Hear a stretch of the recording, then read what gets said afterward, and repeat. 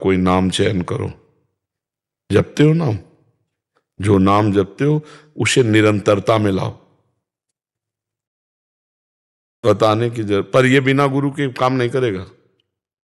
ये जो द्वादशाक्षर मंत्र है, पंचाक्षर मंत्र है, अष्टदशाक्षर मंत्र है, ये गुरु प्रदत्त होने चाहिए। आप हमारी बात मानना, हम आपके मित्रवत प्रार्थना कर रहे हैं। तो आप ऐसे गुरु का चयन करो और अभी नाम जप करो। जैसे वासुदेव का ही मंत्र है तो कृष्ण कृष्ण कृष्ण या राधा कृष्ण, जो आपको प्रिय लगे नाम जप करो, अभी मंत्र नहीं। जब गुरुदेव मिले तब मंत्र जप करो तो सही अनुभूति होने शुरू हो जाएगी। हमें तो सबसे यही कहना है कि बिना गुरु कृपा के भव बंधन से मुक्त होना असंभव, असंभव। ये मतलब अपने जीवन की बात कह रहा हूं, जहां ऐसे पहाड़ आए हैं कि जिनको मैं हटा नहीं सकता, और जब गुरु चरणों में बैठ के रोया गया तो फू ऐसे उड़ गए। गुरु प्रसाद से, हाँ, मोक्ष मूलम गुरु कृपा, मोक्ष मूलम गुरु कृपा।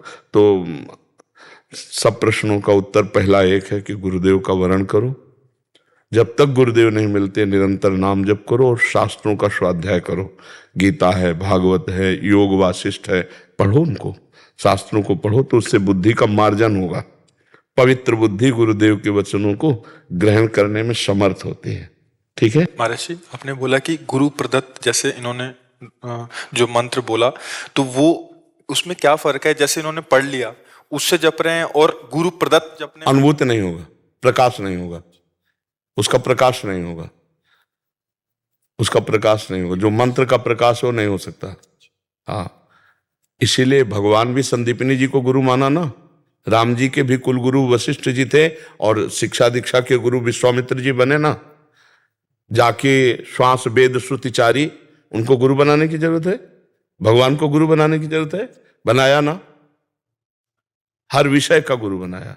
फिर हमें मनुष्य है, बिना, ये एक मर्यादा है, अनुभव ही नहीं होगा। आप देखो गीता जी भगवान ऐसे शुरू कर दिए, जब अर्जुन जी नित्य सखाएं भगवान के, खूब हंसी मजाक होती, खूब घर के हैं, वैसे भी बुआ के लड़का है और वैसे भी मित्र हैं और वैसे भी नर नारायण के अवतार है नहीं?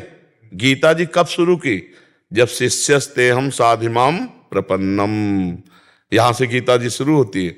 जब अर्जुन जी कहते हैं हे जगत गुरु भगवान, मैं कार्पण्य दोषो प्रहत स्वभावा प्रच्छामि त्वाम धर्म सम्मूढ़ चेता, अपने को जब साबित किया कि मैं मूढ़ चित्त वाला कायरता रूपी दोष से युक्त हो गया हूं, क्या मेरा कल्याण है किसमें, ये मैं निश्चित नहीं कर पा रहा हूं। आप निश्चित करो, मैं आपका शिष्य हूं और आपकी शरण में हूं। यहां से गीता जी प्रारंभ होती है।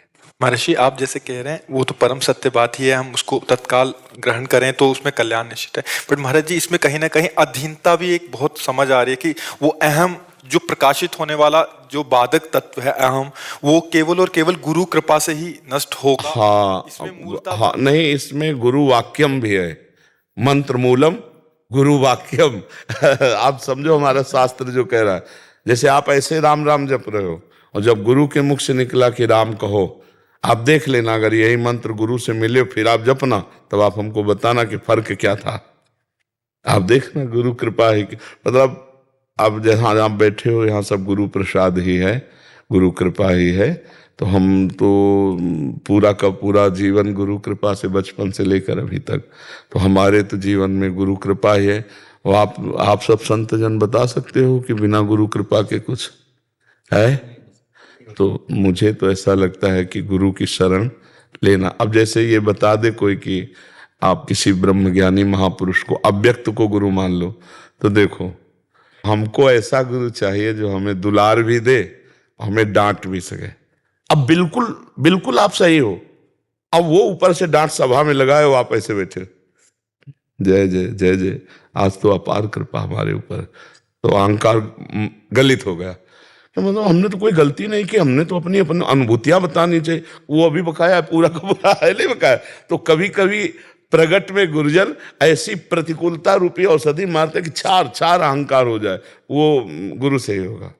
बस मंत्र मूलम गुरु वाक्यम, वो क्या कह रहे हैं बस हमें चुपचाप प्रश्न नहीं करना, गुरु के वचन जैसे निकले वैसे वैसे, अगर वो कह दिया ना खड़े रहो तो खड़े रहो।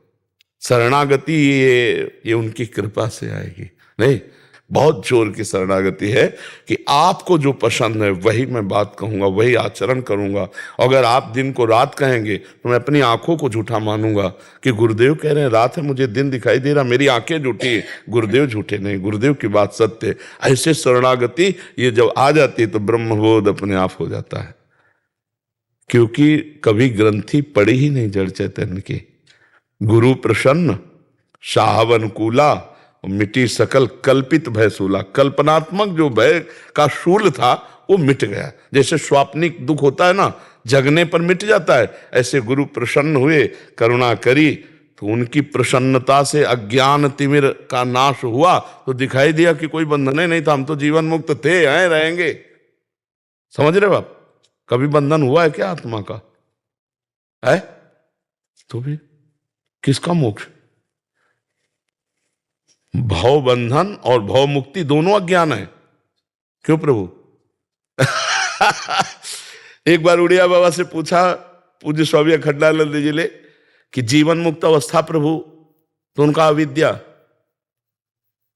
उनका ये तो अविद्या का नाश होने पर होती है। तो बोले क्या वो बंधन युक्त था क्या आत्म तत्व जो जीवन मुक्त हुआ? तो बंधन भी और जीवन मुक्त भी दोनों अविद्या के ही नाम। यह अनुभूत महापुरुष बोल सकते, पढ़ा लिखा तुरंत बोलेगा कि अविद्या का नाश होने पर जीवन मुक्त होता है। जीवन मुक्त होता है कि जीवन मुक्त था? केवल है कि अनुभूत करनी है। बंधन का भ्रम नष्ट हुआ ना, बंधा तो नहीं था ना। गोस्वामी जी संकेत में कह रहे जड़ चेतनई ग्रंथि पड़ गई यद्यपि मृषा तो छूटती कठिनाई। ये छूटता है गुरु चरणों से। गुरु चरणों बिना महत्पाद रजोभिषेकम ये नाश नहीं होता अज्ञान। अज्ञान तिमिरांधस्य ज्ञानांजन शलाकया चक्षुरुन्मीलितम येन तस्मै श्री गुरुवे नमः। हम परमानंद स्वरूप हैं, थे, रहेंगे। ये भ्रम से देह भाव स्थूल सूक्ष्म कारण और इसी के बंधन से हमारा जन्म मरण हो रहा है। अजन्मा का जन्म हो रहा है, अमर का मृत्यु को प्राप्त हो रहा है। जो अमर है वो मृत्यु को, अविनाशी मृत्यु को प्राप्त हो रहा है। जो एक है उसे अनेक भास रहा है। जो अद्वितीय ब्रह्म सुख है वो भोगों की तरफ लालायित हो रहा है। बस यही भ्रम हटना है, गुरु कृपा है केवलम। अच्छा कुछ भी कर लो, अहंकार बकाया है तो कुछ हमें विश्वास नहीं होता किसी के ब्रह्म ज्ञान के उपदेश पर बिना स्थिति के। है स्थिति अगर देखनी तो थर्मामीटर अपनी जेब में रखो।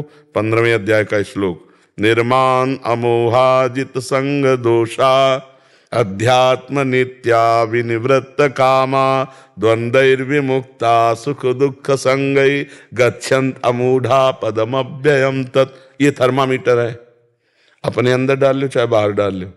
अगर ये है तो परम पद के अधिकारी हो चुके हो, अर्थात ब्रह्मबोध हो गया है। अगर इसमें त्रुटि है तो अभी कुछ नहीं हो। ये थर्मामीटर है, भगवान ने बोला है मान का किंचन मात्र भी स्पर्श नहीं, किंचन मात्र भी कहीं ना अपने शरीर में मोह ना किसी के शरीर में मोह। निर्माण अमोहा, और किसी भी भोग की ताकत नहीं उसके हृदय में इच्छा जागृत कर दे। जित संग दोषा, और क्यों? वो आत्मस्वरूप में नित्य स्थित रहता है। कैसे? बोले विनिवृत्त कामा, उसकी सारी कामनाएं शांत हो चुकी है। द्वंद्व भी मुक्ता, हर दुख सुख मान अपमान लाभ हानि हर द्वंद्व को उसने दूर फेंक दिया है। सुख दुख संगई, वो ज्ञानी महापुरुष भगवान को प्राप्त होता है। और मैं ये किया, मुझे ये मैं तो अहंकार भी मूढ़ात्मा करता हमिति अन्यते, तो वो अभी मूढ़ता पिंड नहीं छोड़ेगी जब तक गुरुदेव भगवान नहीं मिलेंगे।